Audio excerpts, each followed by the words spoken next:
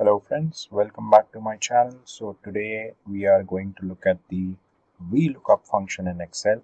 So here is an example with me. I have a table which has the employee ID, name, gender and branch.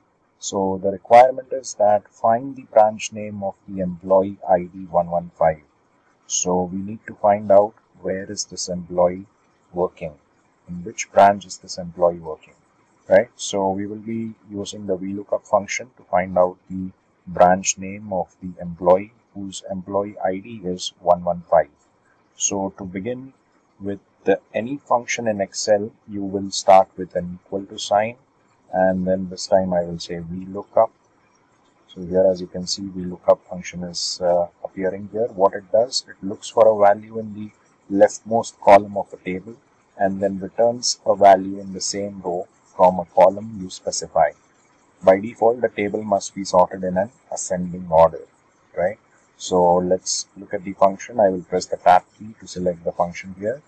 Now it is asking me for my lookup value. So my lookup value will be the employee ID here, which is 115. And it is asking me to provide the table array. So the table array, I will select my entire table here, right? And then it is asking me to specify the column index number. So what is the column index number here? I have got 4 columns, 1, 2, 3 and 4, right? So the branch name is on the 4th column here. So I will mention it as 4, and then it is asking me for the range lookup, right? So basically, do I need an approximate match or I need to go with an exact match? So I'm looking out for an exact match here. So I will select false, and then I will close my bracket here. So when I press enter, you can see that this employee is working in the Sydney branch.